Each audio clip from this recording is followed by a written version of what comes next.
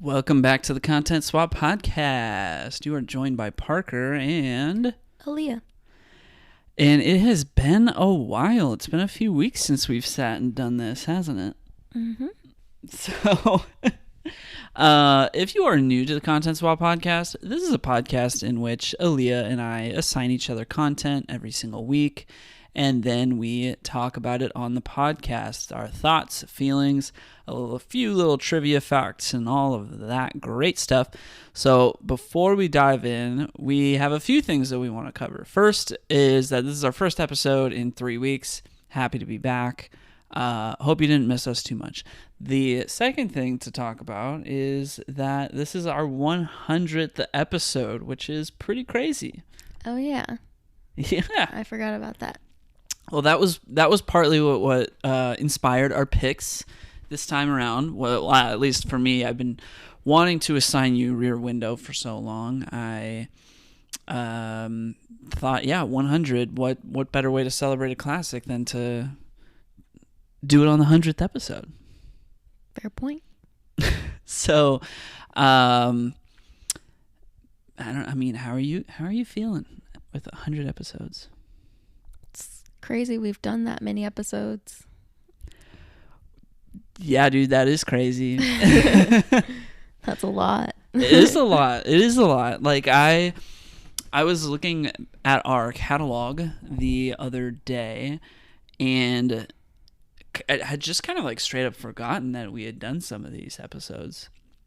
Like looking at like, I don't know, we did like Love, Rosie and Ip Man at one point. We did like Cowboy Bebop and Total Drama Island at one point. It's like, wow, like quite a diverse array of 200 pieces of content to cover in 100 episodes. Mm-hmm. And we still have a ton more content to assign. We do. Assuming we have time to do it. Yeah. All right. Well, do you have any updates of what's been new? A lot's happened in the last 3 weeks. I don't know if you realized, but like the last time we recorded, we were talking about Twisters. We hadn't even seen Deadpool and Wolverine yet. We're living in a post Deadpool and Wolverine future. Even though that much time has passed, I feel like nothing has happened for me, at least content wise. I am not feeling great right now and haven't been feeling great, so I apologize for my lack of energy. I'm really tired. But yeah, because I haven't been feeling well, I've just been kind of watching whatever, and there isn't much good streaming anywhere. I started the Kite Man show because I am a huge fan of the Harley Quinn show and was like, let's see what this is about.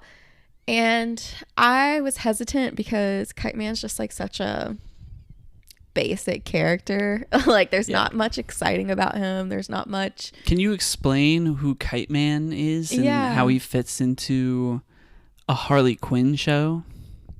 Yeah, so Kite Man is a villain, but like he's the like least villainy villain possible. So he has no powers aside from he just like flies with a kite, and he's just such like a vanilla dude. Like he's very kind, but like just a very, very vanilla dude. And he kind of came, or at least he came into significance, I'll say, because Poison Ivy in the Harley Quinn show like fell in love with him unexpectedly, but then that ended up like falling apart because then she developed like a relationship with Harley. So so I think like his point is to kind of be like the butt of all jokes. Like people don't take him seriously. I mean, with a name like Kite Man. Yeah. And like he's just like very like silly, fun to make fun of character. But yeah, he got his own spin-off show, which I thought was an interesting choice because he, of all the characters in the show, is probably the least interesting in my opinion. But the spin-off show is becoming a lot more about his new girlfriend, who is, I think her name is Glider. And she's pretty cool. Does she glide? She wears these like ice skates, and It's not what I expected. Yeah, she wears these ice skates and like trigger warning. This is a very like rated R show. I mean, on both of the shows are very rated R, but like a lot of times she like uses her ice skates to like kill people. But then she also has these like crazy intense powers that like she can't quite control yet, and it like is usually triggered by her emotions. So she's like kind of battling like, you know, how can we live together when like, you know, what if you make me really upset and then I end up murdering everybody, you know, because like that's kind of what happens is like her emotions get triggered and then she just like unintentionally just murders everybody with these like kind of like ribbon things that come out of her, which sounds weird. This is all very weird. Yeah. You watch it and then it doesn't seem so weird. So the show's only like 4 episodes, right? Well, no, new episodes come out every Thursday. Oh, okay, so at gotcha. the time that I started it, there were 4 episodes, and a 5th was just released last week, so I just watched the 5th. But yeah, it's a lot more centered on her, so I don't know why it's like, I guess because she was like just introduced in Harley Quinn, so they wouldn't make a spinoff of her because like we barely know her, but like they're kind of using this Kite Man show to really dive deep into her, which I actually quite enjoy because like I said, I don't find Kite Man the most interesting. And so sounds like he's just kind of like a good kind of vehicle in this universe to, I guess, keep the vibe of the Harley Quinn show going. Yeah, it's like he is the support. Like in Harley Quinn, he was the support. He helped us learn more about Poison Ivy. And then in Kite Man, even though it's his show, he's the support that allows us to get to know these other characters who are now prominent characters that we were maybe introduced to them. Some of them we weren't, but some we were kind of introduced to them in Harley Quinn. And now they're kind of like having their moment. Yeah, I kind of wanted to like highlight the specific vibe that the Harley Quinn show has in particular, because it is like, you know, it's the DC universe, but it is, it's much more of like a raunchy, violent, irreverent, like animated show that's like purely a comedy that's like kind of self-aware and poking fun a lot at like the DC universe. Like they spend a lot more time making fun of Batman than they do anything else with Batman.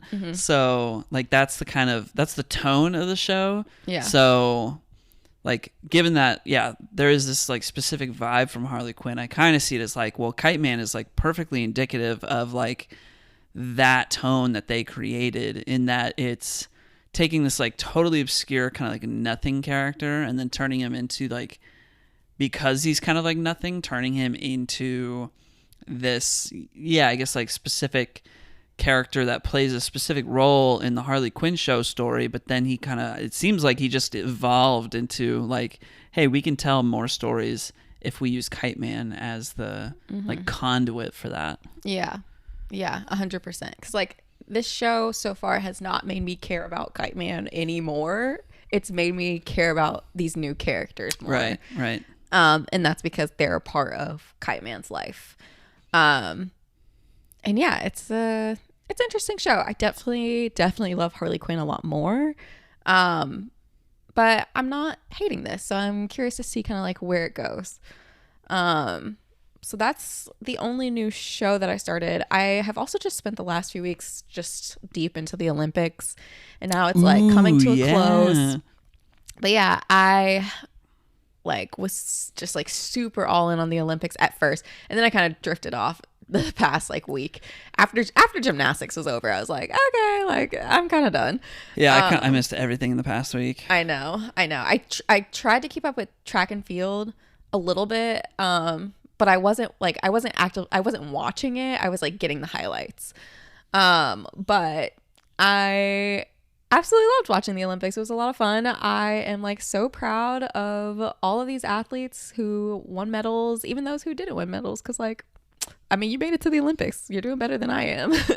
But yeah, it was just so fun to like cheer on everybody. Even like I was rooting for like non-USA teams, like the gymnast from Brazil, Rebecca. I'm like obsessed with her. Andrade? Yes. I'm like, oh my gosh, I just like want her to succeed. Oh no.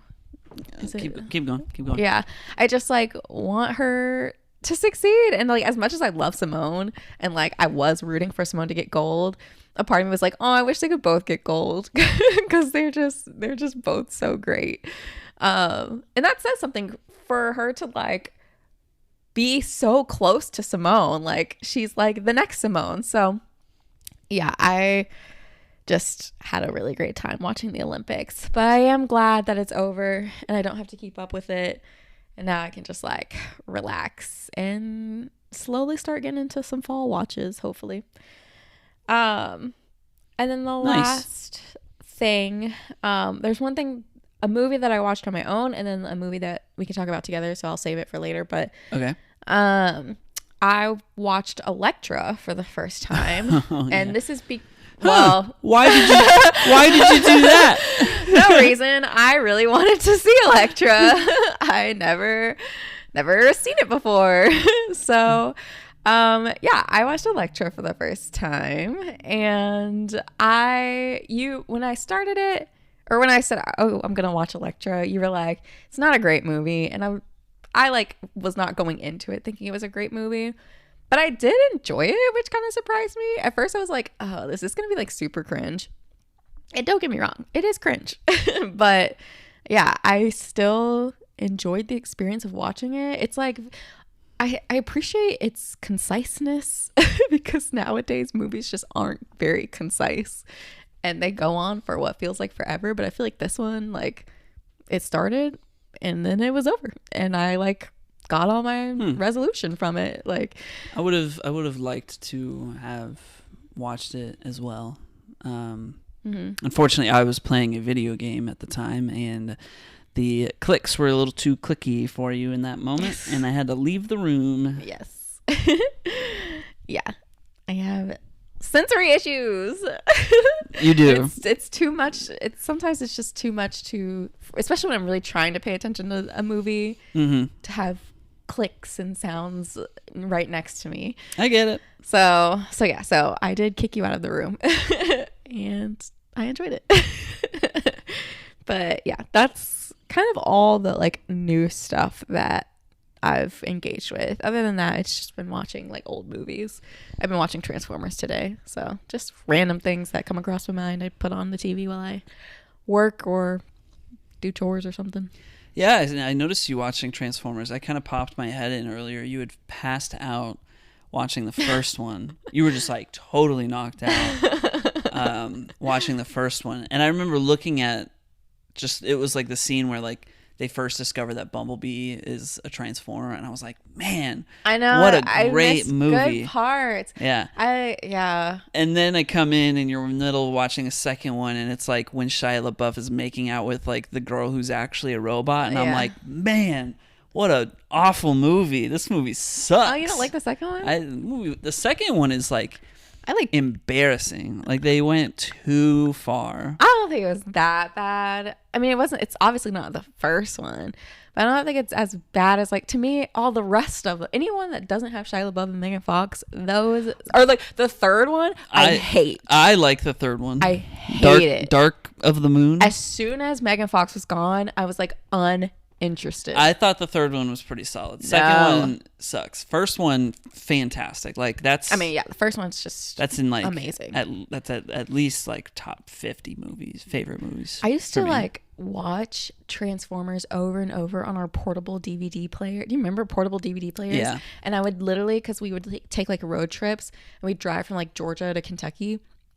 And I would bring my portable DVD player, and I swear every time we were on a road trip, I had to bring Transformers. I saw that movie in theaters 3 times. Wow. Yeah. Crazy. But yeah, I've just been watching random movies like that. I watched Alvin and the Chipmunks.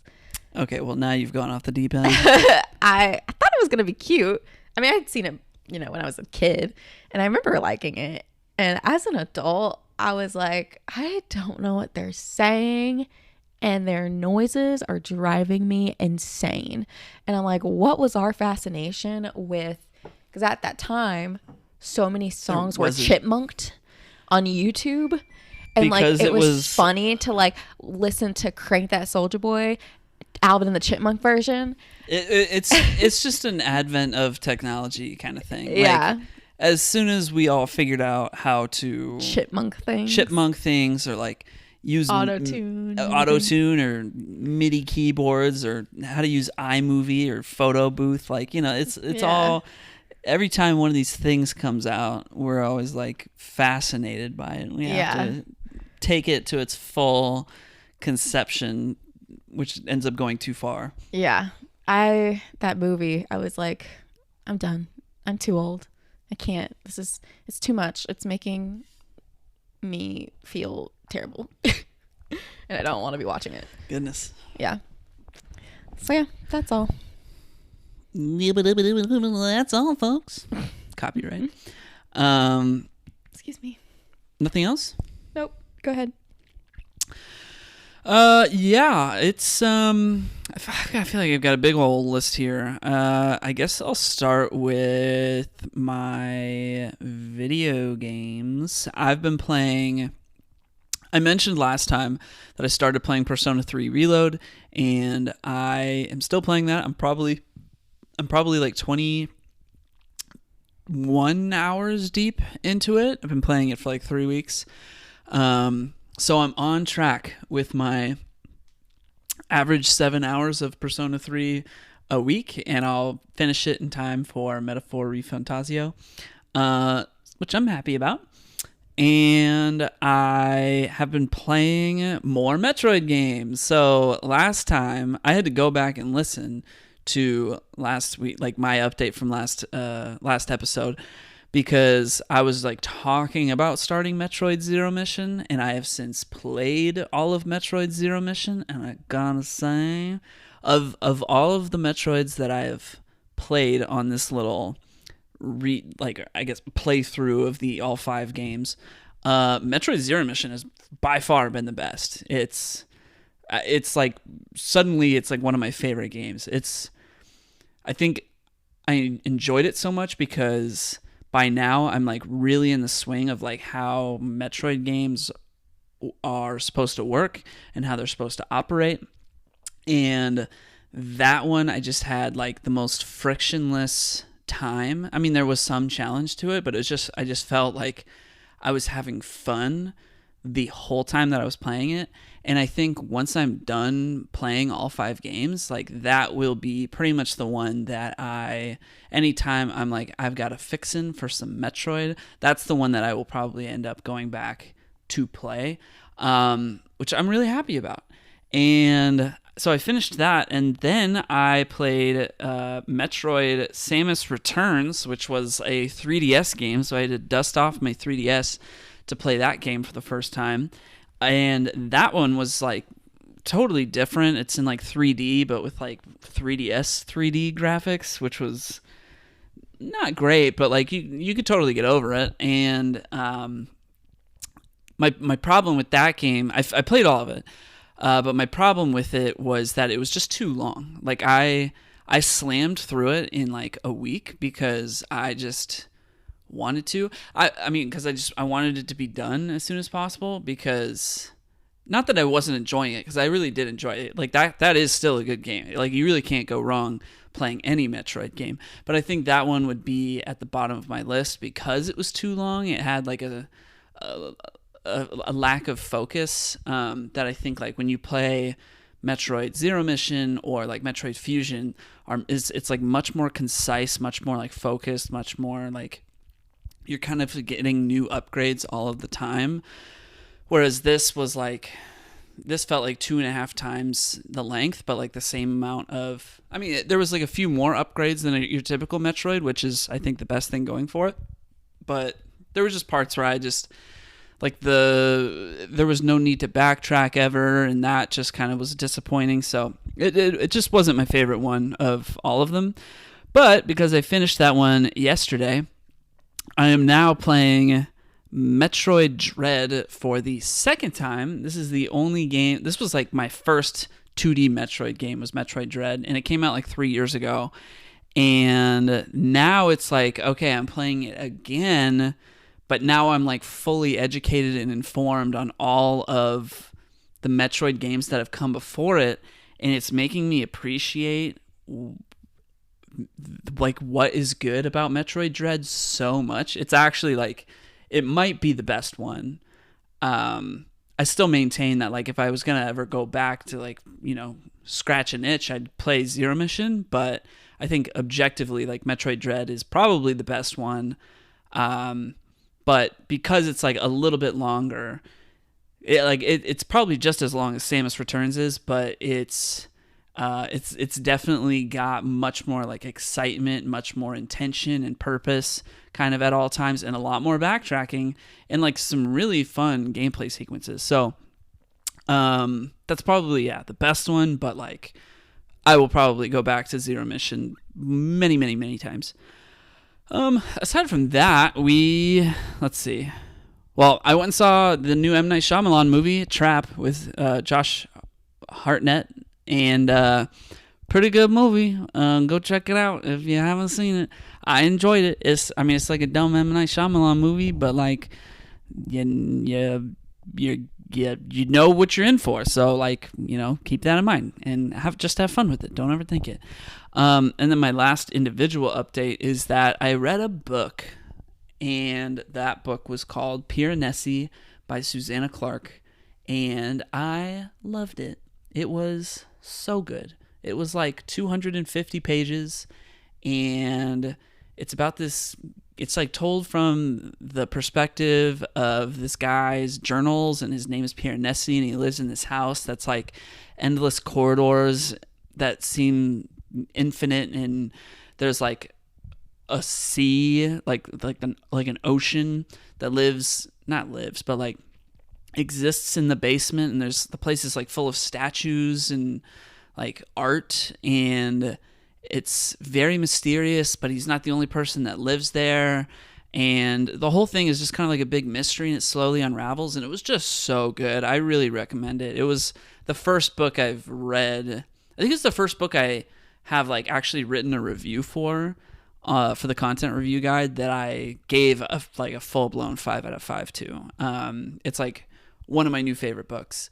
So I totally recommend anybody who might be interested to read it. And I was happy to see that somebody I knew posted on my review saying like, whoa, I was just thinking of starting this book today, but now I'm definitely doing it. So I appreciate those comments. Keep them up. Anyway, those are all of my individual updates. Now we can get into some shared updates. So, go ahead. Well, first off, we saw Deadpool and Wolverine. What you think? I liked it. I don't know anything about Wolverine. I don't care for Wolverine. I can't say this movie made me care about him more, but I liked the two together. There are things I didn't love about the movie, things that I felt were a little unnecessary. But yeah, overall, I enjoyed it. I think it was better than the second one, at least. I don't know if I like it better than the first. That's fair. But yeah. Yeah, I agree. It was like, I think like with Logan being a movie that exists, it's like they couldn't possibly try to get you to care more about Wolverine like than you already should.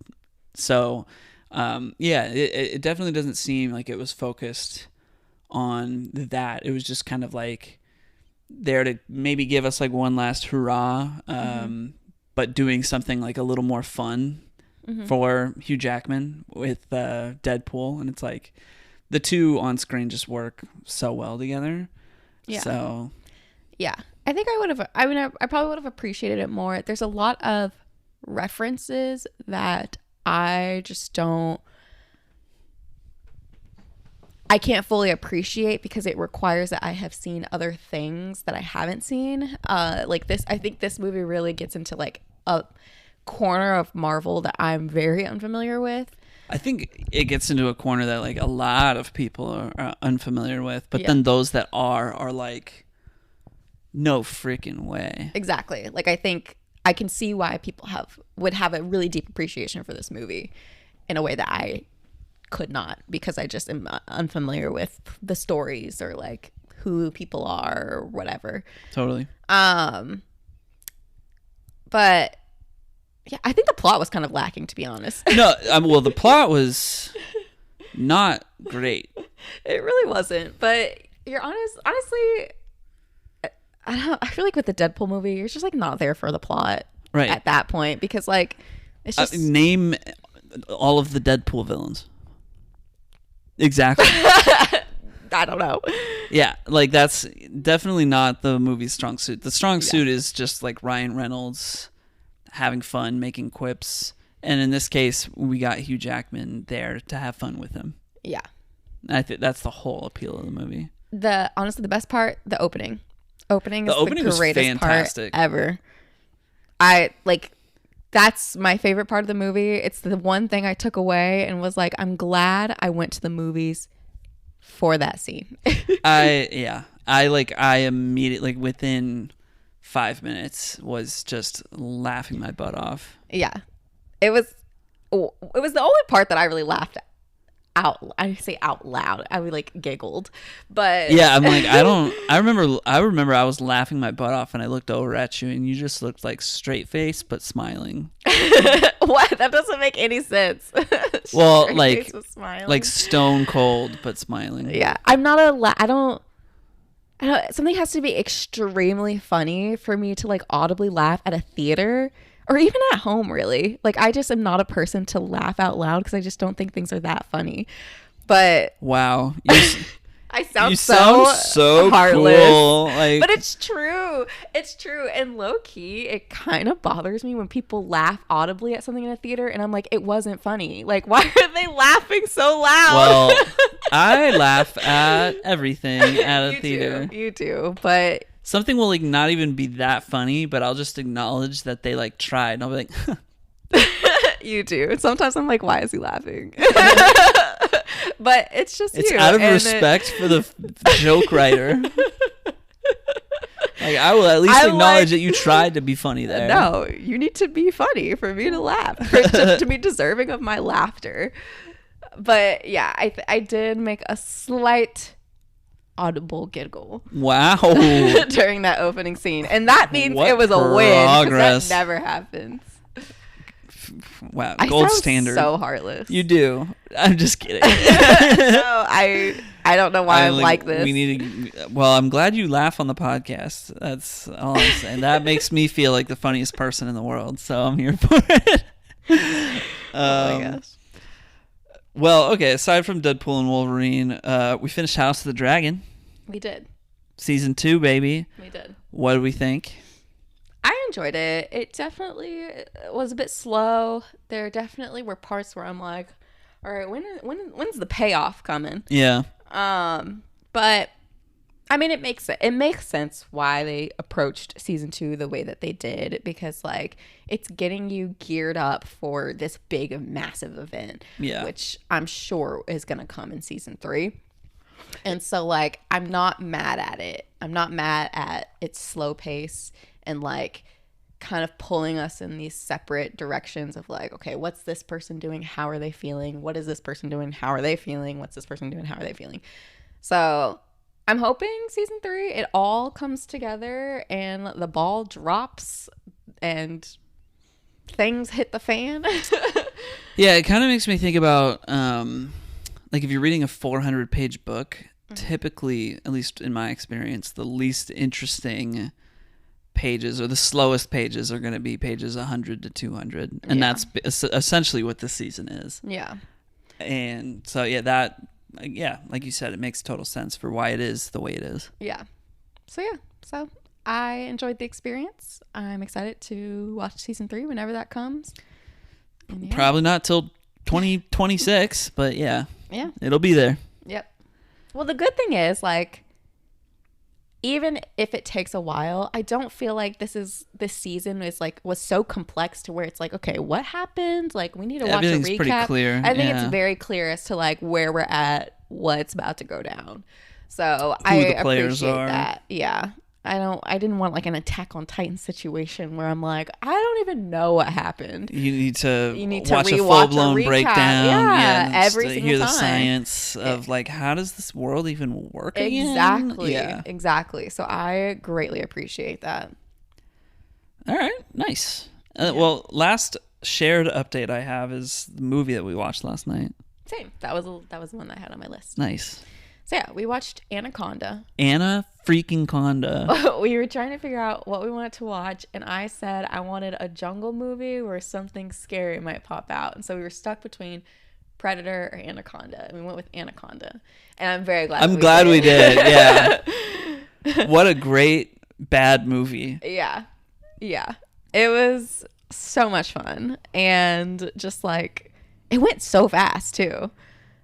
And it was like, it wasn't a short movie, or was it a short movie? It was like, felt yeah, like a short movie. No, yeah, it was like 90 minutes. Yeah. What a stacked cast too. J-Lo, Ice Cube, Owen Wilson, John Voight, like the British dude, the guy in Jumanji. The British dude from Jumanji that played the dad / the hunter. Yeah, like just wow. Danny Trejo was at the beginning of the movie. Yeah, an Anaconda animatronic. That was pretty decent. Anaconda CGI. It's funny, like I thought the CGI looked pretty good given the time. Yeah. But then when it came out in what, like the 99? 97.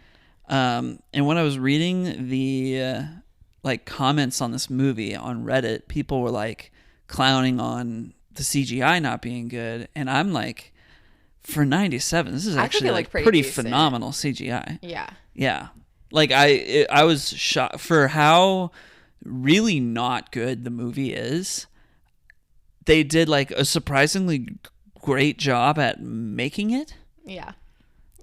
The problem is just like everything else. Honestly, and I don't even think it was that bad of a movie, because like, I mean, what do you expect for, like, it's like a Jaws, you know, like what do you expect from it? There's not too much you can really do in a movie like this, but it's like an unhinged movie. But I don't even think it was that unhinged. It's just John Voight was unhinged. Yeah, like it's just him who's like so weird and makes it every whatever. I don't know if it was his direction of, like, I don't know if he decided these things himself of how he wanted to portray this role.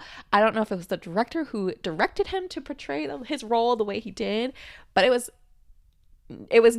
giving, and like it was giving Tommy Wiseau for me. Yeah, it was giving everything I wanted from a bad movie. Oh yeah. But like it was bad. Oh my god. Yeah, I think based on what I read on Reddit, they said like they just kind of let John Voight loose. You don't do that. You do not do that. He's got like this wild ponytail, which is like a John Voight first, and then John Voight's like a very white man. Like modern day, he is like a full-blown Trump supporter and a very white man. And in this movie, he is a Paraguayan man. Yeah, and like, why? He is putting on some kind of accent. It's terrible. That it sounds like he is just making it up on the fly. Yeah, and he gives this like stank face, and they constantly zoom in on his stank face. God, yes. And it's hilarious. It's so funny in the worst ways. I read this fact that was like what character John Voight based the accent on. Do you remember what it was? I forgot. You told me, but I forgot. Oh my god, it's like it's so silly. Yeah.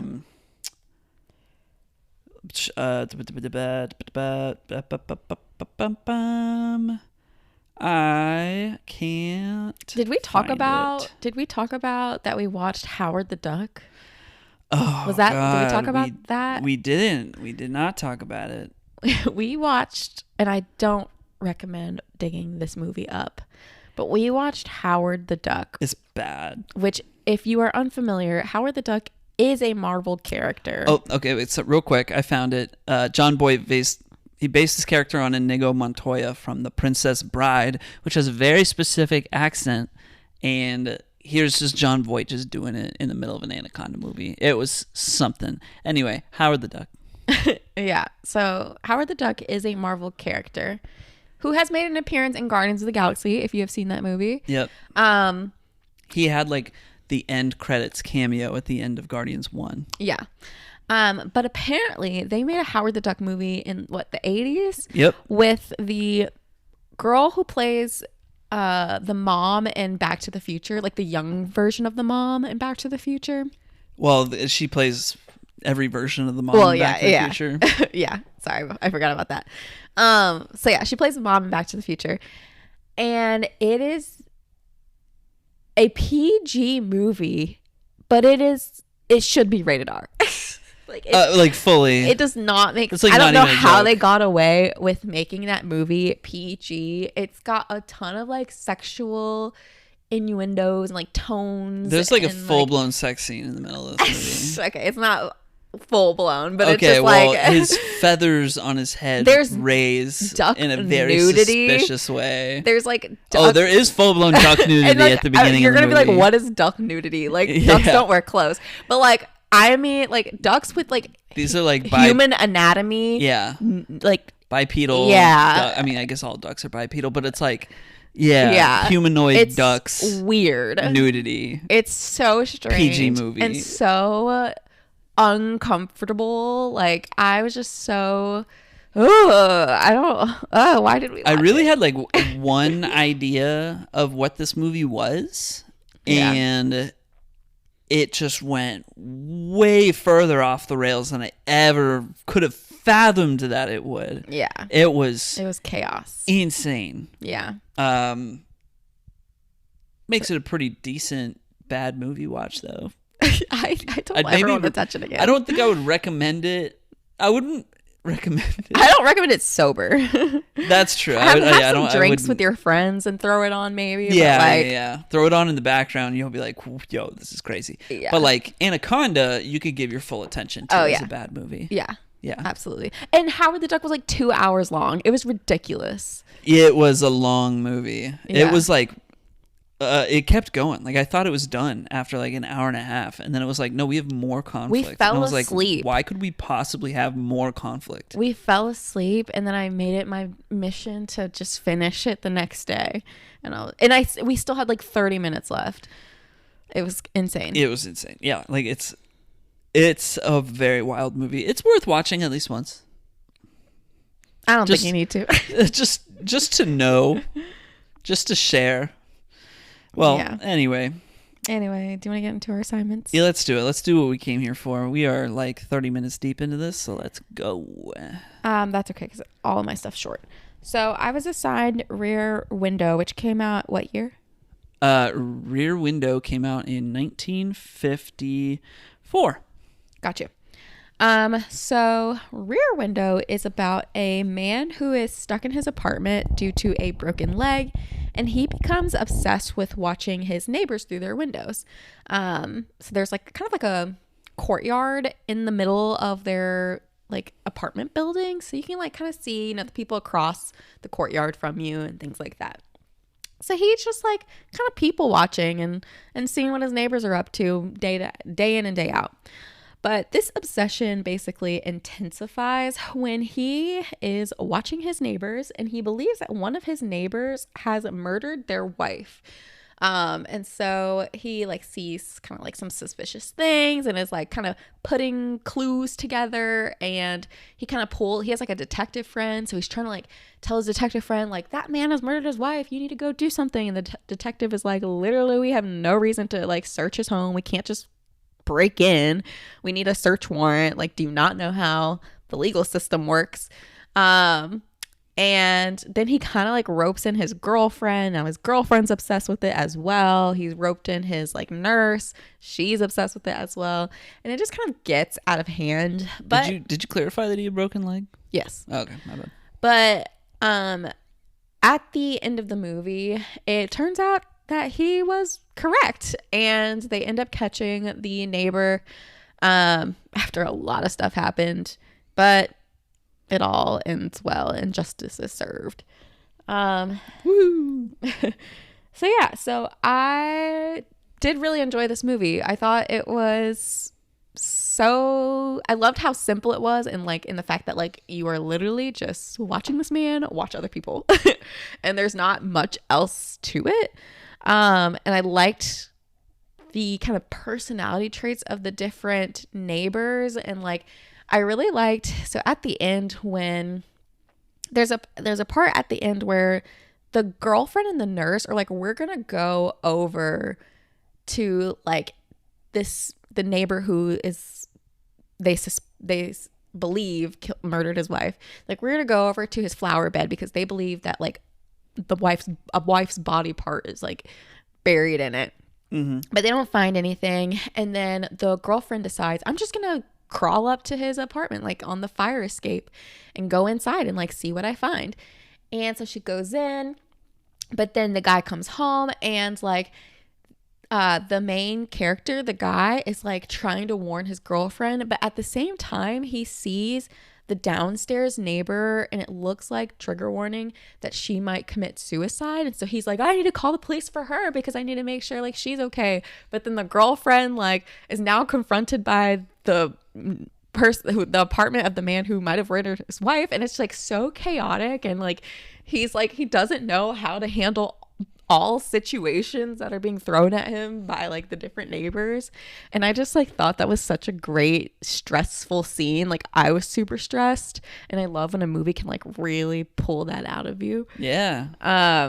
So yeah, so I love to hear that. Yeah, I really enjoyed it. I was trying to figure out if I found the main character likable. And this is really like just Jimmy Stewart. Yeah, this was like, it was like really his relationship with his girlfriend that I was like, this guy kind of sucks, but at the same time, excuse me, I didn't think he's like, in terms of just like their relationship with each other, she really wants to settle down with him and all this stuff. He's like, no, I don't want to marry you. Like, I don't really fit into your world. She comes from money is what it sounds like. And like, she has this lifestyle. He's like, I don't fit into that world. I like the work that I do, which is a little bit more gritty. He's a photographer. So he's like an adventure photographer. Yeah. Yeah. And so despite him like kind of treating her badly sometimes, I was like, I get his point of view. Like, I get, you know, he is passionate about his work, and like, she cannot force him to kind of fall in line with what she wants. So I was like, yeah, he's all right. You want to know what the age difference was? I'm sure. I mean, every age difference back in that day was like ridiculous. Well, yeah, James Stewart. I mean, he's got gray hair. But are you talking about the real life age difference? Or yeah, gotcha. Yeah. How old do you think James Stewart was in that movie? Yeah. I don't know, maybe in his 40s. Yeah, 46. How old do you think she was? Probably like 22. Yeah, she was 25. Yeah. That's Wild. not surprising. James Stewart and Grace Kelly. Yeah. But yeah, I don't know. I had written down thoughts while I was watching the movie, but then they kind of became more clear or like less important as I continued the story. What I don't understand is why he didn't call the police from the jump when he thought his neighbor murdered his wife. I was like, why would you call your detective friend? Like, just call the police. But I'm sure too, like, the police really wouldn't be able to do anything. They'd knock on the door and be like, like, everything okay? And they'd be like, well, whatever. Rouse suspicion too early. Yeah, I guess. You don't, just like the detectives didn't want the Night Stalker to know that they were looking for him. I guess so. But I don't know. Yeah. But yeah, that's really all the thoughts I have on this movie. Well, I appreciate that you enjoyed like the experience of him kind of like watching his neighbors. Yeah, the whole movie is really like filmed from the perspective of his window. Yeah. And it's like you only ever view events from his window. To the point that like Alfred Hitchcock, this is a Hitchcock movie, he like directed the whole movie like from that window. He had all of the different actors were like in the different windows that you're supposed to be able to see into, and he gave them all like flesh colored earpieces, and he would just kind of tell them what to do from a distance, and they would just like do it. I love that. And that's honestly like really impressive, because you have to like they have to be within sight of the camera, and there's like the windowsill that they have to be in front of, and It's just very, very meticulously crafted, very well done. As someone who has like lived in apartments for a very long time at this point, like I get it. I love to see people's decor. If I walk by a place and their windows like open, their blinds are open, I'm like, oh my gosh, look at their cute little like painting they have in there or something like that. Or like we have a neighbor that's, because we have an apartment building that's across from us. Yeah. And there's an across from us neighbor that like every evening they have their blinds open while they're watching TV. Yeah, and so many times I'm like, what are they watching? And sometimes I can guess it. I'm like, oh, they're watching this. Sometimes I can't because I'm just like, I don't know what's going on. But like, it's just, I don't know. It's just interesting because like you're like, people have whole lives in their apartment, and it's kind of interesting to like get a glimpse of like, oh, like look at the plants they've got, or like look at the Lego set. We go on walks, we'll be like, look at the Lego sets that this person has. Awesome. It's just it's so intriguing for some reason.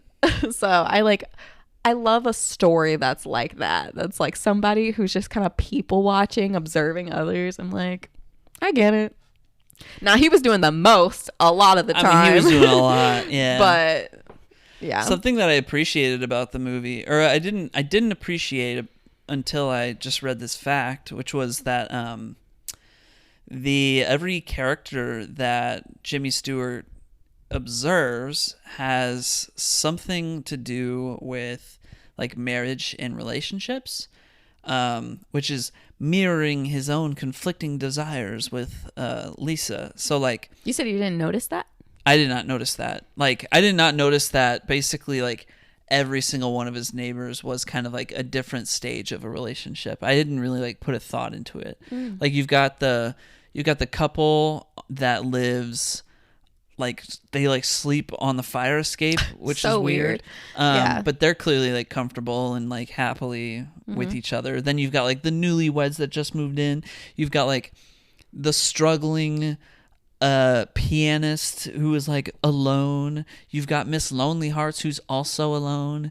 You've got the young attractive girl, Miss Torso they call her, who's like got all these multiple suitors. And then you've got, you know, the couple who like they hate each other's guts so much that like the husband kills the wife. Yeah. And I was like, wow, I just never even noticed. But like, I noticed it. It gives it like a total like authenticity too of like, yeah, that's probably what you would observe, kind of like stuff like that, looking into other people's windows, because it is like their private, personal lives. Yeah. Genius. Excellent. I don't know if you've ever lived next to a neighbor where the couple just fights all the time. No. I have, and it's quite the experience. I'm like, y'all break up already and like move on, because I have to sit and listen to you all screaming at each other. It's not fun. Goodness. Some more facts. All of the sound, I appreciate this other fact a lot. All of the sound in the movie comes from sources that are like within the movie. Which makes it like diegetic is the word. So like the music that you hear in any given scene isn't just like music that's being played in the like as a background track. It's like music that is coming from the pianist's room, and it's like all the sound that you hear has a specific source in the movie, except for like the opening title cards. And that I think really sells the realism of the movie too. Makes it like, it makes this regular life situation feel cinematic. It's really cool. Let's see. The shoot was about a month long, it seems like, and the actress that played Miss Torso apparently was like, yeah, I basically lived in my apartment all day. Like if I had to relax between takes, like just, it was like relaxing at home. Makes sense. Yeah, it was pretty wild. Let's see. Let me get into some facts here about. I'll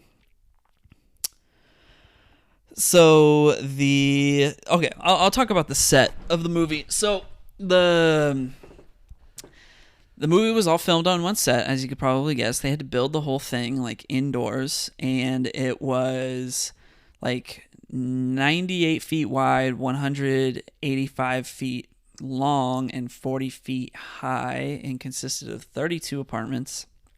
And they fully furnished 12 of them. And they literally had to like open up the basement to make it like deep enough so that like, that whole courtyard is actually like the basement of where they built it. And yeah, and they shot it in a month, which is pretty crazy. It took 50 men 2 months to build it. It cost somewhere between $75,000 and $100,000, which would be the equivalent to $840,000 to $1.1 million today. And let's see what else in here I've got. They allowed like live birds and cats to wander about to make it feel like extra real. And it was like featured in magazine spreads. Like people were really impressed by it. And a lot of people were just like eager to visit and see it. And at the time, it was the largest indoor set built at Paramount Pictures ever. And there were like 4 separate lighting settings that they had to have for the movie. So they had to be able to replicate like early morning, afternoon, late evening, and night just with like the lights that they had, which like apparently the lights were also super hot. So the people that were on like the top floor were just really, really, really hot. That sucks. All right, other facts. Apparently, according to Jimmy Stewart, everybody just loved Grace Kelly. Her character, I mean, she's kind of like portrayed as this, like, Jimmy Stewart's character calls her like too perfect. His character's name is L.B. Jeffries. He calls her like too perfect, but it's, yeah, apparently in real life, he said, quote, "Everybody just sat around and waited for her to come in the morning so we could just look at her. She was kind to everybody, so considerate, just great and so beautiful." And he praised her complete understanding of the way motion picture acting is carried out. So, it's a nice compliment, I guess, to come from a legend like Jimmy Stewart. Oh, I'm Jimmy Stewart. Okay, I'll stop. The Jimmy Stewart made 4 movies with Alfred Hitchcock, and of the 4, he said this was his favorite.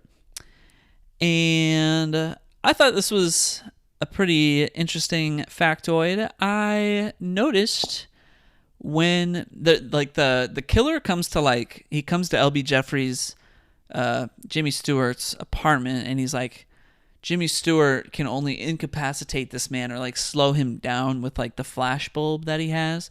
And the specific flashbulb that he has, I remember when I saw it in the movie, I was like, I'm pretty sure I read that the like Luke Skywalker's lightsaber in the first Star Wars movie, they used it from like a flash, or they like made it from a flash. And like I was like, this looks a lot like the one that it looks a lot like Luke Skywalker's lightsaber, and it turns out it was actually the same model of Flash that they did use in Star Wars. Wow. Yep. 23 years apart. All right, what else do I have in here? Yeah, okay, I guess one of my final facts here is that I lost track of it. I'm so sorry. It's the end of the day. Okay, so I thought, okay, this is pretty interesting. The movie was unavailable for 3 decades because its rights were, along with like 4 other Hitchcock movies, were bought back by Hitchcock, and he left the rights to the movies to his daughter after he passed away. And they were known, sorry, it was 5 movies total. So they were called The 5 Lost Hitchcocks. And they weren't re-released until 1984. So that included this movie, The Man Who Knew Too Much, Rope, The Trouble with Harry, and Vertigo. Which, like, this movie, I've seen this movie, The Man Who Knew Too Much. I've seen all of those, actually. except for Trouble with Harry. I've never heard of that. And those are all like fantastic movies. So I'm very happy to see that. Very very happy that they got re-released, because that would have been really unfortunate. But yeah, it's just wild that like used to happen, because that would just never happen today. Mm-hmm. It'd just be released on streaming and we'd have it forever. Wow. All right. Some quick like IMDb facts. What do you think this movie has? Score, 1 to 10, 9.1 being like the highest recorded score on IMDb. What do you think Rear Window has on IMDb? An 8. Just an 8? Mm-hmm. It's got an 8.5. Mm-hmm. So it's in the top 250 films of all time on IMDb specifically. Mm-hmm. What ranking do you think it has? 52. 51. Wow. Yeah, pretty close. Yeah. Yeah, number 51, and it has 4 Oscar nominations. No wins. Bummer. What do you think it got nominated for? I don't know. I don't know what the Oscar categories are. I'll just Screenplay. There's writing, directing, acting, best picture, all of those. costumes, makeup, set design, sound, cinematography. I'll say writing, directing, acting, and best picture. Writing, directing, acting, and best picture. Gotcha. It was nominated for writing and directing. Mm-hmm. It was also nominated for cinematography and sound. Mm. But many people were surprised that it was not nominated for best picture or for production design, given all of the stuff about the set design that people were so enamored with. Yeah. Yeah. That makes sense. And those are pretty much all of my facts. Got you. I had a few other ones, but they're not that interesting, so I'll skip them. All right. Good pick. Thanks. Yeah, so you liked it? Yeah. Nice. Mm-hmm. Rear Window or Disturbia, which one's better? I don't remember Disturbia. I haven't seen it in a while. I haven't seen it in so long. But like watching this, I mean, did I already preface it that this like Disturbia is basically Rear Window? But I don't know that you did. Oh, okay. And I don't remember Disturbia enough to be like, oh, that makes sense. Oh, okay, yeah.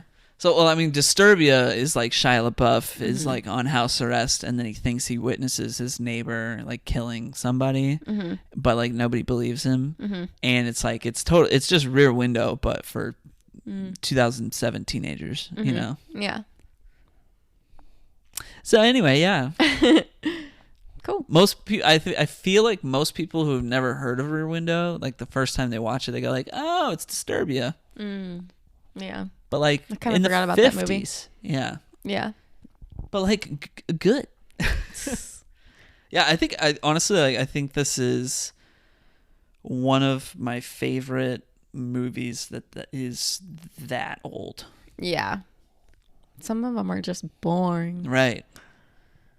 But no, this one was good. Yeah. Well, speaking of boring old movies. Wow. Just kidding. Way to set up the movie. I'm kidding. Kind of. No, I do not blame you. Should we get into it? Yeah. I was assigned Breakfast at Tiffany's. Breakfast at Tiffany's. Oh, snap. That is a song, isn't it? Okay, Breakfast at Tiffany's. Released in 1961. Ooh, I apologize. I kind of like wrote some notes off the cuff, and I have not reviewed these. So I will do my best to summarize this movie before I get into any kind of specifics. I mean, there's not much to summarize. Okay. Breakfast at Tiffany's is a movie about a pretty lady played by Audrey Hepburn, and her character's name is Holly Golightly, which is a stupid name. Sorry. I should have a little bit more levity and just like allowing this movie to be what it is, but I do think Holly Golightly is silly. Her name is Holly Golightly. She lives in New York in an apartment. She doesn't keep it very clean, and a new guy moves into a different apartment in the same building, and they meet and they start to hang out, and he adores her, but she's like a socialite, but she's like broke, hanging out with, she's like trying to be like a high society socialite, but she's called out for being a phony by like her friend, but like people love her anyway. And yeah, she's got like really specific tastes, and she like loves Tiffany's and fashion. And this guy, I guess, just starts to fall in love with her, but she like can't quite take care of herself very well. But he finds that charming and takes care of her and solves her problems, even though he's like, I love you. And she's like, that's cool. Well, I'm going to go marry the next rich man I can find because you're not rich. Bye. Yeah. And she's like dead set on being a gold digger, but can't seem to pull that off because they all just kind of realize like, hey, she's crazy. And so this guy who doesn't have a lot of money is like, I love you, don't you notice that? And she's like, I just don't care about anything. And she like lets her cat go, pretending like she doesn't care about the cat. And he's like, well, you suck, bye, and I love you. And he goes to go look for the cat, and then she kind of realized like, oh, I kind of suck a little bit, don't I? And then she goes like and finds him, and then he's like, I can't find the cat. And she's like, where's the cat? I gotta find the cat. And it's like suddenly she cares, and then she kisses him, and it's like, I guess I don't know.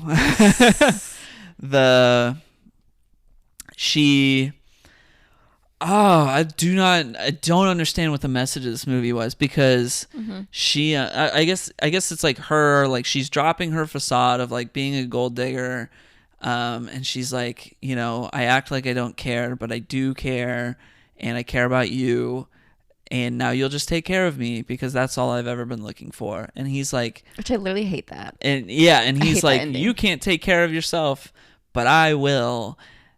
And it's like, yeah, are we supposed to be rooting for this?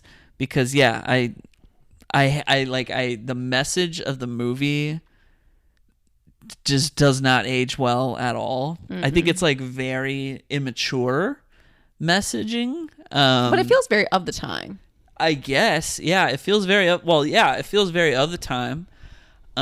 There's a lot about this movie that feels of the time, and you know, there are movies that are of their time that age really well, and this is not one of those movies. I think like this is one of the most poorly aged movies I think I've ever seen, and I mean like. It's one of the okay.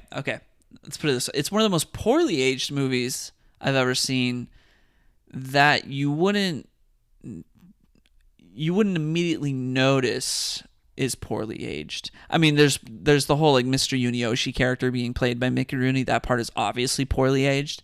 But like there are other movies. I don't know. There are movies from like the 2000s that we watch now, and we're like, "Ooh, that did not age well." Mm-hmm. To like, I think maybe a more extreme degree, like a more overtly obvious degree, than like the love dynamic going on in this movie. Mm-hmm. But the love dynamic going on in this movie really does not age well. No. And also a white guy playing a Japanese character, just filled with stereotypes, playing the landlord is terrible. Mm-hmm. It's like, it's bad. Mm-hmm. It's really bad. Mm-hmm. It's like, wait, people like this movie? Mm-hmm. Yeah, it's interesting because I feel like every time I heard this movie talked about in conversation, when people talked about like, oh, what didn't age well about it, it's like it's all the focus is just on the Mr. Yunioshi character. Yeah.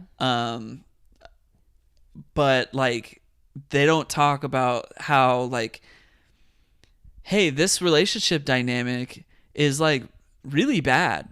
Like they shouldn't be together. She shouldn't be really with anybody. She needs help. Okay. She needs a career. She needs people who care about her, but not like people who care about her just to get some smoochy. You know what I mean? I actually really love her character. Tell me more. Okay, she's very flawed. However, I have nothing wrong with a woman who wants to live a certain life and live and do things the way she wants to do things, you know? Like I am not a person to kind of shame that. And I think that every male figure in this movie, like what I take away from it is every male figure, they want to put her in a box. They want her to be what they want her to be. And she makes it very clear, I want to be who I want to be, not what you want from me. And she's very transparent about like what it is she's looking for and what it is she wants and how she wants to live her life. But it's everyone else who has a problem with it. And then they're like, well, she's crazy. And it's like, no, she just knows what she wants. And so I don't mind her so much. Like I think she's a fun character. All right. I can get behind that. But like I guess the message that like if you want a man who's gonna let you be you, well, sorry, he's got to be broke. That's kind of like the message. But the main guy is the worst guy because he literally says like someone should own you, like you belong to me. Like he is very possessive over her. He said that? Yes. And so like of all of the people is like, you will be mine and like act accordingly. Like get it together because you're mine. He said that? I mean, he doesn't say it like that, but like he does say like you should belong to someone. Like his whole philosophy is you should belong to someone. Yeah, that does not age well. No, and that I cannot stand the main character. Like the main guy. I do not like that at all. And that's why I don't like the ending where they end up together, because then it just like reinforces that message of like a woman does belong to somebody and they're something to be owned and something to fit whatever that guy's fantasy of that girl is. And I hate that. I have here that he calls her chicken. Like he says towards the end, he starts saying all kinds of stuff just so that she'll be with him. And it's just like, what? I wrote down, is Holly Golightly a pioneer of the degen lifestyle? What does that mean? Degen is short for degenerate. What does that mean? So I just found out about this last week. There are like there's I don't know this guy's name, but there's like a streamer who is like his whole thing is like the degen lifestyle, which is really just that he is like stupid, and like only cares to be stupid. That's stupid is an intense word, but that's like really, it's like the point. He was like reading something that was like an intelligible sentence and he couldn't even read like basic words, and he just got like frustrated and he was like, yeah, like, nah, I don't care. And just kind of seemed like, aside from streaming, like, I don't know how this guy takes care of himself. Anyway, so I learned that like, oh, degen is a thing. And then I watched her and I'm like, yo, did she like start this? Like, is this, are there people these days who like aspire to be like her? But I don't think she's of like not being able to take care of herself. I don't think she's stupid. Like, I don't think she's stupid. I don't think she's stupid. I don't think she's I think she knows exactly what she's doing, and she's like, it works for me. You know, I mean, some things like, she is chaotic. In a lot of ways. I mean, she like trashes her apartment when she learns that her brother that she was close to died, but like, she's emotional. Like, okay, all right. Well, there's like a scene where she gets really drunk and like needs to be like carried to The apartment. Have you not been drunk and had to get some help from your friends to get home? Yes. Like, these are like... Yeah, but you're not going to put that scene in the movie about me. Okay, because they're trying to, like, show... her, like, they're trying to make her to be chaotic, but, like, for example, like, they're, like, she gets money in just kind of, like, a variety of different ways, and one of the ways in which she gets money is she goes and talks to this guy in prison. But basically, the guy is, like, getting information from her. And so, like, someone goes to her and tells her and gives her a weather report. She gives the weather report to the guy in prison, and that means something. And then he says something back. And when I watch it, it to me is not like, oh, she's dumb. Like, she doesn't realize she's, like, giving these, you know, secret messages. I'm like, no, she knows full well what she's doing. But she's like, I'm not going to ask questions. I get money from this guy. Like, to me, that's what it gives off of, like, I do it because I get money, and, like, I don't need to think about it. She had no idea. I disagree. Well, but maybe that's just me looking for the empowerment in it all. I mean, not that any woman should do that, but, like, or any person should do that, but I don't know. She keeps calling the guy Fred. Like, because she wants to do what she wants. She's like, I want to call you Fred, so I'm going to call you Fred. Like, just because she does what you wouldn't do, or what... All right. Hey, whoa, okay. You don't have to pull out the misogyny card. I'm just saying, like, she's just unapologetically her, in my opinion. So, like, okay, and that to me, when you put it like that and you say all that, like, it makes sense. Yeah. But I feel like my experience of watching the movie was like, this girl, unfortunately, she seems like she needs taking care of. Like, she needs a role model. And, like, to me, she, like, needed help. And the main guy, I don't think, is maybe who she should be getting help from. Mm-hmm. But he does at least seem to care about her the most. Mm-hmm. But I also think, like, yeah, their romance was, like, not earned. Mm-hmm. Because I don't think she actually likes him, and I think he just puts up with her because she's pretty. Wow. I think he's head over and heels for her, and wants her to be what he wants, what his fantasy of her. And she's the manic pixie girl, you know? Like, that's his manic pixie girl. And D-Gen lifestyle. She, while she is a mess, like, I don't know, I just, like, maybe it's my biases. I really hate the idea of somebody needing to take care of a woman in particular, or men needing to take care of a woman. Well, yeah, so that's what I'm saying. I'm not trying to say she needs a man to take care of her. I'm just saying, like, she needs real friends. She needs a support system. Sure. Yeah. She needs a support system that doesn't need to be romantic. Right. But, yeah, I don't know. She's a mess, but I like it. I like her. I don't know. She's interesting. Yeah, I don't know. It's just really not my favorite movie. No, very fair. This is not a great movie. And I think a lot of, like you said, like, any conversation I've heard around Breakfast at Tiffany's is so focused on, like, the fashion significance of it all. Yeah. Like, that's what made me I watched this for the first time in high school, and it was just because, like, I knew how iconic that, like, little black dress was. Like, the very first scene of the movie of her standing outside of Tiffany's, like, eating the, like, Danish croissant or whatever, like, it's so iconic in the fashion world. And so I was expecting it to be this kind of, like, I don't know what I was expecting it to be when I first watched it, but I came at it prepared for the, like, the fashion significance of it all. And then I was like, oh, this is kind of a chaotic movie. And it kind of has no real point to it. But yeah, I don't know.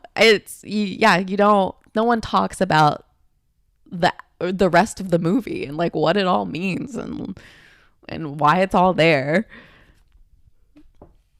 So it's an interesting one. I'm at a loss for words. It's an interesting one. All right, well, hit me with some facts. Okay. So originally Marilyn Monroe was cast for the role of Holly, but she dropped out and was replaced by Audrey. Audrey Hepburn's salary for the movie was $750,000, which is roughly so much money. Yeah, like nowadays that's a little over 7 million, or over 7 million. Oh my gosh. And that made her the highest paid actress per film at the time. Yeah. So that famous black dress that I referenced, that is like so iconic. I remember, like, we've all seen the shot. Yeah, every girl in college had like that Audrey Hepburn poster on their door. But it was sold for $807,000 in 2006 at an auction, making it the second most expensive piece of movie memorabilia ever sold. The first is the Best Picture Oscar for Gone with the Wind. Okay. Lame. At that same auction, but in a different year, so in 2017, Tiffany & Co. bought the original 1961 working script, which had deleted scenes and notes in Audrey Hepburn's handwriting. And they bought that for about $847,000. Goodness. Okay. So yeah. A fact that I had no clue of and thought was like so awesome is that the song Moon River was written specifically for Audrey Hepburn in this movie. Are you serious? Yes, by Henry Mancini. And the song was almost cut from the film because it didn't get a good response from audiences. That's like one of the most iconically covered songs of all time. Yeah, Audrey Hepburn refused to have it removed from the movie, and it became a freaking classic. And Frank Sinatra sang it. My favorite version of it is Frank Ocean. Yeah, Frank Ocean's version is like my favorite. Literally my best friend, she's like, I have no intention of getting married, but if I do, I will be walking down the aisle to Moon River by Frank Ocean. It's like, she's not even a big Frank Ocean fan, and she loves his version of it. I love it. That's crazy. I did not know that. I always kind of wonder, like, these like songs that have just been covered and like redone so many times, and you're like, who was the original person who like came up with this? But yeah. I also read that like because Audrey Hepburn like wasn't trained musically, like trained as a singer, the reason that was the song that was created for her is because it could be sung in like a monotone, like it didn't require a lot of like range. River. Yep. Yeah, and so it like was easier for her to sing. So they said you can't sing, so but her voice was pretty. Easy. Yeah. Her voice was pretty. So there is a short documentary called Breakfast at Tiffany's: The Making of a Classic that came out in 2006. And in that documentary, the guy who plays what's the character's name? The like Asian character? Mr. Uniyoshi. Mickey Rooney. Yes, so Mickey Rooney talks about that at the time he like didn't really think about the impact of him playing that role. And like looking back on it, he absolutely hates that he did it. And he wished he never did it. And he wished that he would have been recast at the time. Really? Yeah, that's what he said. Because I remember reading that Mickey Rooney was like, why are people upset? I have Asian friends that thought the Mr. Uniyoshi character was hilarious. And it's like, ooh. Yeah, I don't know. I mean, that's what this fact said. Oh, okay. We have to watch, I guess, that short documentary to see if that's true. Maybe Mickey Rooney didn't say that. Maybe it was just like somebody said that. Like, oh, it's not problematic. Oh, sorry. I take that back. I read this fact wrong. Oh. It wasn't Mickey Rooney who said that. It was Blake Edwards, who was Blake Edwards? Is that the director? Maybe the director. Blake Edwards. Yeah, I'm pretty sure Mickey Rooney was like, it's essentially the equivalent of saying like, I have black friends that are okay with me saying the N-word, so I'm allowed to say it, which is just not how that works. Yeah. You know what I mean? Yeah. I think he might be the director of it. Gotcha. Yeah. My apologies. I read it wrong. So no, Mickey Rooney didn't say it. The director said it. He wished that he would have recasted it. Or just, I don't know, didn't make the character Japanese. Yeah. I mean, yeah. Just didn't need quote, to be... The quote says, looking back, I wish I had never done it, and I would give anything to be able to recast it. So. Okay. Yeah. Jeez. Yeah. Last fact that I have is that most of the cast did not like working with George Peppard, who plays Paul, the main guy, like main love interest. Oh, really? Yes, due to his intensity. So I read that he was like really into like method acting and was like quite intense. And also he just had like a resistance to any sort of direction. He just like did things the way he wanted to do it. And so, wow, that sounds like one of the characters in the movie. Yeah. I mean, it's weird though, because like there are other actors in this movie who had worked with him before and was like previously, like he was like, we enjoyed working with him, but like during this movie, like it was not it. And it's not the movie to do that for, Yeah. Like you could do Jared Leto doing the Joker, like method acting, despite how much of a butthead he was while filming that movie. That like makes sense. Yeah. This guy doing like he like didn't need what was he method acting? The writer who's not successful that like is gigoloing on the side and can't like afford to or like and can't win the heart of this girl that wants what she wants. Like what? Yeah. It ain't that deep, dude. Yeah. So he was a pain in the butt, which like I said, he's my least favorite person in this whole movie. I hate his character so much. So yeah, that's all the facts. There's a ton of facts on this movie, but I was too lazy to go through all of them. So I imagine his character was kind of supposed to be like representative of like the male psyche at the time, like all white men are supposed to be able to identify with his character, which is like, but that's what I meant. White men were on some FS. We're not doing a great job back then, so it makes I don't know. I mean, I don't even want to say that's specific to white men. I think that's why I was saying about like this is so of the time, because like at the time you think of gender roles, like and like what was expected of women, what was expected of men, and to have a female like Holly who is just like who does what she wants, is not tied down to anything, and I think he's just entitled, like he's acting entitled. I mean, to me, all men do. That's what I'm saying. Yeah, but like I said, I feel like that's so of the time, and I mean, it's potentially relevant to today's times too. I don't think I think things have gotten better, but not completely better.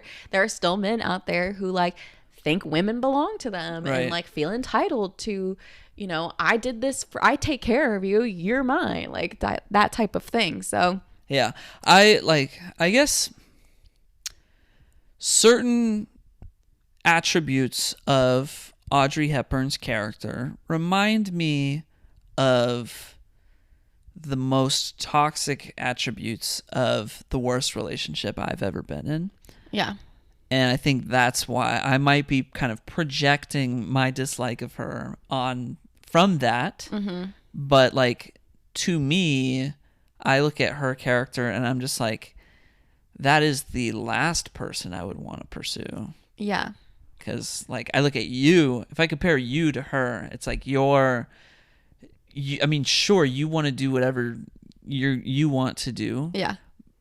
But like, there's just a certain maturity to her character that doesn't exist there, and I personally have a hard time sympathizing with it. Oh, that's fair. Because I feel like I do this. I'm doing the same where I'm projecting my own experience of like feeling like I had to mold myself to, be with the person. And for like, and that's what that person wanted. They wanted me to be what they wanted. And that's not me. And so then, yeah, when I see him, I'm like, ugh. Like, you don't own her. That's fair. And she can be who she wants to be. So, I mean, like, yeah, I think that makes total sense. And it makes sense why we, like, see things differently. And I'm not disagreeing. She is a mess. Like, and that's, I can't be that. That does not work for me. But, like, I'm not gonna, rain on her parade. She's been making it fine, So it's as long as she can take care of herself. Exactly. She's got a surviving pretty cool bathtub couch. She does. I was like, hey, that couch is a bathtub. How weird. But yeah. For me, it's like, it's the whole like pretending not to care about the cat thing that really kind of like solidified like an instability to her character that kind of gave me the ick. Like, she could say what she likes and she wants what she wants and all of that. But when it goes so far as like she pretends to not care about her cat, even though she does care about her cat. But I think you have to be careful with the wording that you're saying, because I don't think it's that she cares about the cat, but her point, and she says this, is like, this cat doesn't belong to me. If the cat wanted to leave, the cat is free to leave. The cat didn't want to leave. I mean, no, but she was trying to like make the point of like, I don't own this cat. This cat first came to me randomly, and do I take care of it? Yeah, because she takes care of the cat. She feeds the cat. She like, cuddles the cat. Like, she takes care of the cat. Yeah, and then to win her argument, she nearly sacrificed the life of the cat, and I couldn't have that sucked. She did the most there out of emotion. But I'm just saying. That to me was like, she's crazy. I would grab that cat and run, dude. Yeah, she didn't even throw the cat out to make a point. But I'm just saying, it's not that she doesn't care about the cat. It's that she's recognizing no one or nothing should, you shouldn't own anything. Living things. They're not yours to own. Sure. All right. Gotcha. Well, anyway, I would put this on my own personal list of like movies that are considered classic that probably shouldn't be. I mean, the fashion. The fashion. Still watching it, I was like, I will give credit to the fashion. Every single outfit that she wore. Iconic. Like the most poorly aged classic, I think I would call this movie. Do I still want to have breakfast at Tiffany's? Yes, I do. In New York. You can do that. They have a Tiffany's and Co Cafe. Did they even eat breakfast there? She did. She stood outside the window and ate her croissant or whatever. That's not breakfast at Tiffany's. That's breakfast outside Tiffany's. Okay, if you went to Target, stood outside Target, and ate a donut, you're going to say, I ate a donut at Target. I ate a donut outside Target. Whatever. It should be called breakfast outside Tiffany's. No. This movie had me believing that they were eating breakfast inside Tiffany's.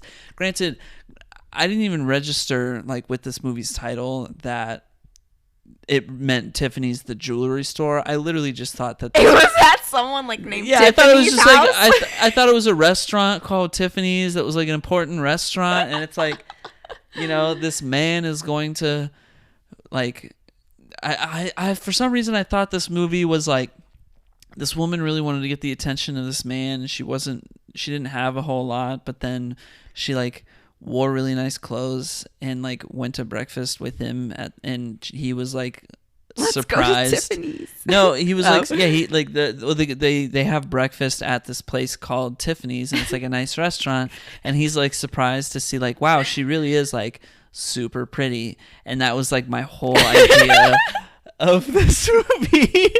And it's just not that at all. Like at all. Oh, that's so funny. No, not at all. I thought it was in black and white. I feel like every young girl who watches this movies becomes so obsessed with Tiffany and Co. And it's like you want something in that little blue box, you know? It just means the world to get something from Tiffany's. See, I did not know that. Yeah. Yep. Every kiss begins with K. No. You don't want that mess. That's fake. You want Tiffany's. He went to Jared. No, absolutely not. Does Tiffany's have a slogan? They don't need a slogan. Oh, because they have an Audrey Hepburn movie. That's how iconic. All right. That's how iconic they are. Hard to argue with that. Drive a hard bargain. All right. They're way above slogans. Are you kidding me? You never see a Tiffany's commercial. That's so beneath them. What do you think the T in T-shirt stands for? That should be their slogan. They don't even sell T-shirts. No. I don't. I'm just coming up with stupid stuff. All right. Well. Yeah. I mean, good pick for 100th episode. I thought I would like it more. It does not surprise me you didn't. I knew assigning it that it was not going to be a movie you would enjoy, but that it might be fun to talk about. I appreciate it. Because it's not even a movie that I really enjoy. Aside from the clothes. Gotcha. I remember seeing this meme, I think it was a meme, and it was like, they were going to do an Audrey Hepburn biopic and Lily Collins wasn't cast. It was like, oh, this person's going to play Audrey Hepburn. And everyone was like, oh, Lily Collins is dying. Because it feels like her whole life was leading up to playing Audrey Hepburn. Wait, who played Audrey Hepburn? I don't know if they actually made the movie. Yeah, I don't think they did either. It was like someone was thought to be cast, and it wasn't Lily Collins. Yeah, that's right. I remember that. Yeah, that. Yeah, Lily Collins really ought to. I think she did a photo shoot that was recreating Audrey Hepburn's most popular photo shoots or whatever. Gotcha. And yeah, everyone was like, ooh, someone check on Lily Collins. Is she okay? And I don't know. I thought it was just so funny. I was like, why is she so synonymous with Lily Collins? I mean, with Audrey Hepburn. But they do look a lot alike. So. Yep. Anyways, let's get into our next assignments. For episode 101. Yes. And there's probably going to be a little bit of a break. Oh, really? Well, I'm going out of town. That's right. I'm just happy that we hit episode 100. I'm like, we can take as long as we want. Episode 101 coming 2025. No. No. I'm just kidding. We've had a lot of stuff going on. There's been a lot. We'll talk about that later, but there's been a lot of stuff going on. So we've been very, very inconsistent this summer. Yeah. Yeah. And it's going to be a pretty busy fall as well. The busiest fall ever. Yes. So, things will be a little inconsistent probably for a little bit, but hey, we're making it. We'll try to record all 4 Spooky Swap episodes in the first half of the month. I know for a fact we probably won't. I'm because we get married in October that we were not recording anything. I probably won't even touch a spooky piece of content in that week at least. So I'm saying that in the first 2 weeks of October, gotcha, we do all 4 episodes. Oh my goodness. Yeah, that's a lot. That's so much. That's a lot. Hey, my boss and I, we have our own podcast. We double up all the time when we need to. Well, we recorded today and we're going to record again on Thursday. Today is Monday, by the way. This is not my first podcast today. Yeah, but you all have your episodes are shorter and they're more structured. Yeah, they're extremely structured. Yeah, we just chat. I mean, we have a structure. We also have to prepare for it by watching the actual pieces of content. That's true. We have to do a lot more preparation. Yeah, it's a whole week process to get these episodes. I have to write a to-do list task item that says, write your notes for Rear Window. Literally. We got to watch the thing. Yeah. Which we don't do, but we usually don't watch both pieces of content in one day. Yeah. So we pick one day for each. Then we have to take our notes. Yeah. The note writing, I think, is my least favorite part of the process. It's also mine too. Yeah. Which is why I usually only find like 4 facts. You Yeah. always have like a huge I know, because I go through the whole thing of facts. I know. I like 4 and I'm done. Well, we should do a bonus episode or something to celebrate 100 episodes. And talk about what? Whatever we want. Yeah. All right. Don't sound so excited. All right. Well, what episode 101? What do we got? I can go first. Have you seen every version of 101 Dalmatians? Well, first of all, there's only 2. Have you seen 102 Dalmatians? I have. All right. I like the first. Wait, which one do I like better? Have you seen the cartoon? Yes. Like the little TV show? There's a TV show? Yeah. You've never seen a TV show? No. There's a TV show. All right. Well, don't assign it. I'm not. I'm not doing that. I'm going to assign you something that's a little more on the serious note. Oh, sweet. It might be a little controversial in its depiction of things. However, this was a weirdly influential movie in my life and made me really interested in this topic. Okay. I'm giving you Girl Interrupted. Oh, okay. Yeah. For sure. Is that a Linklater movie? I don't know. Or is it a James Mangold movie? I don't know directors like you do. Yeah, my bad. That might be a Linklater movie. Don't get spoilers. I'm not gonna get spoilered. I do know a scene that happens just because of like an assignment that it's a James Mangold movie. He did Logan. Did you know that? No, because I don't like Logan. Hey. Yeah. Cool. Sounds good. Yeah. No, I did an assignment in like senior year of high school where we had to do like a report on 90s independent filmmakers and then present to the rest of the class with like clips from the movies. And it was like a partner project. And I remember 2 of my friends did James Mangold and they showed a clip from Girl Interrupted. And I'll just say Angelina Jolie is laughing in that scene, if you know what I'm talking about. So that's the only thing I know about the movie. Yes. I've seen this movie so many times. I own the DVD. Wow. That's how many times I watched it. Nice. Okay. I'm going to assign you a like 90s movie. Considered one of the best. I don't know if you will like it very much, but I think it's an important part of anybody's comprehensive film education, and that is The Usual Suspects. Have you heard of it? I have. Yeah. The only part of this movie that has not aged well is that Kevin Spacey is in it. I have just never liked his movies. I've never liked him in movies. He always gave me weird vibes, and then I was proven right. Well, get ready. Is this pre-American Beauty or post-American Beauty? Pre-American Beauty. Got you. Yeah, pre-American Beauty. I think pre-Seven as well.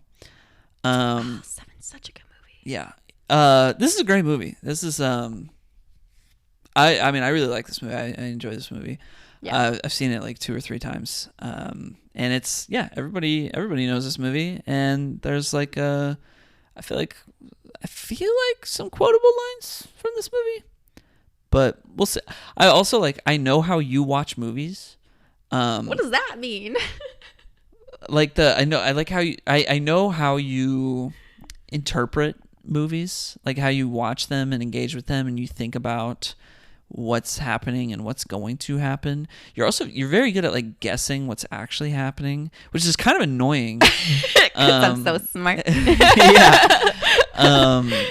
And so I'm very interested to watch this particular movie with you because of all of those traits that you embody. as a film watcher. You're just jealous because you wish you saw things the way I saw things. Yeah. All right, so next time we will be watching Girl Interrupted and The Usual Suspects. Yeah.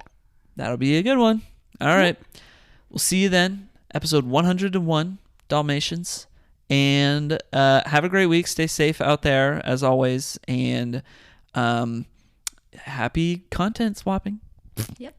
Bye. See you next time.